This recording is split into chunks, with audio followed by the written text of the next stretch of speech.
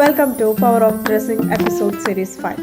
So ಇವತ್ತು ನಾನು black ಡ್ರೆಸ್ನ again wear ಮಾಡಿದ್ದೀನಿ. ಕಾಟ್ ಸೆಟ್ಟು ಝೂಡಿಯೋದಲ್ಲಿ ನಾನು ಪರ್ಚೇಸ್ ಮಾಡಿದ್ದು. ಸೊ ಬಾಡಿ ಪೂರ್ತಿ ಪ್ರಿಂಟೆಡ್ ಬಂದಿತ್ತು, ಹಾಗೆ ಪ್ಯಾಂಟು ಕೂಡ ಪ್ರಿಂಟೆಡ್ ಬಂದಿತ್ತು. ಸೊ ಈ ಒಂದು ಇದಕ್ಕೆ ಮಿನಿಮಲ್ ಲುಕ್ಕನ್ನು ಕ್ರಿಯೇಟ್ ಮಾಡೋಣ ಅಂದ್ಕೊಂಡು ಆ್ಯಸ್ ಯೂಶುವಲ್ ಸ್ಕಿನ್ ಕೇರ್ನ ಮಾಡಿ ಆಯಿತು. ಇನ್ನು ಡೇ ಹೆಂಗೆ ಹೋಗುತ್ತೆ ಅಂತಲೇ ಗೊತ್ತಿಲ್ಲ. ಸೊ ತುಂಬ ಸ್ಟ್ರೆಸ್ಫುಲ್ ಅನ್ನಿಸ್ತಾ ಇತ್ತು. ಯಪ್ಪ ನನಗೆ ಅನ್ನಿಸ್ತಾ ಇತ್ತು. ಸೊ ಯಾಕೆ ಅಂತ ಗೊತ್ತಿಲ್ಲ, ಒಂದೊಂದ್ಸತಿ ಸ್ಟ್ರೆಸ್ ಅನಿಸ್ತಾ ಇರುತ್ತೆ, ಹಾಗೆ ಬಾಡಿ ಎಲ್ಲ ಸ್ಟ್ರೈನ್ ಅನಿಸ್ತಾ ಇರುತ್ತೆ.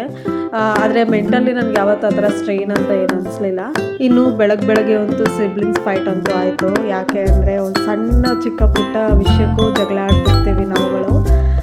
ಯಾಕೆ ಅಂದರೆ ಅದರಲ್ಲಿ ಒಂದು ಖುಷಿ ಇರುತ್ತೆ, ನಗು ಇರುತ್ತೆ, ಹಾಗೆ ಎಲ್ಲ ಪ್ರತಿಯೊಂದು ಮಿಕ್ಸ್ಡ್ ಆಫ್ ಎಮೋಷನ್ಸ್ ಇರುತ್ತೆ.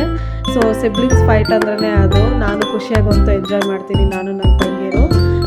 So in that any difference ಏನೂ ಇಲ್ಲ. ಇನ್ನು ರಿಲೇಷನ್ಶಿಪ್ ಅಂತ ಮ್ಯಾಟ್ರ್ ಆದರೆ ಸೊ ನಾನು ಇರ್ತೀನಿ.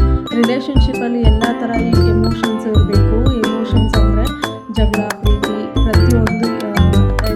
ಪ್ರತಿಯೊಂದು ಇರಬೇಕು ರಿಲೇಷನ್ಶಿಪ್ಪಲ್ಲಿ. ಸೊ ಅದು ಒಂದು ರಿಲೇಷನ್ಶಿಪ್ ಅನ್ಸ್ಕೊಳ್ಳುತ್ತೆ. ಯಾಕೆ ಅಂದರೆ ನಾವು ಹ್ಯೂಮನ್ಸ್ ಆಗಿ ಜಗಳ, ಕೋಪ, ಸಿಟ್ಟು ಪ್ರತಿಯೊಂದು ನಮಗೆ ಬರುತ್ತೆ.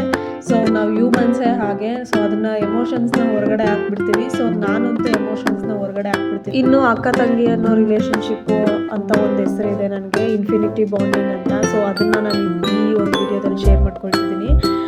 ಸೊ ಇನ್ಫಿನಿಟಿ ಬಾಂಡಿಂಗ್ ಅಂದರೆ ಎಂಡ್ಲೆಸ್ ಲವ್, ಕೇರ್, ಸಪೋರ್ಟ್ ಪ್ರತಿಯೊಂದೂ ಇರುತ್ತೆ. ಸೊ ಅವ್ರ ಬಗ್ಗೆ ಹೇಳಬೇಕು ಅಂದರೆ so she is very sweet person, ಹಾಗೆ ತುಂಬ ಹ್ಯಾಪಿಯೆಸ್ಟ್ ಸೋಲು, and she is very good guider for the life time. So ನಾನು ಅವ್ರ ಜೊತೆ ಇರೋದಕ್ಕೆ ನಾನು ತುಂಬ ಇಷ್ಟಪಡ್ತೀನಿ. ಹಾಗೆ ಇವ್ರು ಬಂದ್ಬಿಟ್ಟು ಥರ್ಡ್ ಸಿಸ್ಟರು, ಅವರು ತುಂಬ ಚೆನ್ನಾಗಿ ಮಾತಾಡ್ತಾರೆ. ನೆಕ್ಸ್ಟ್ ನಾನು ಮನೆಗೆ ಬಂದೆ. ಸೊ ಈವ್ನಿಂಗ್ ಆಗೋಗಿತ್ತು.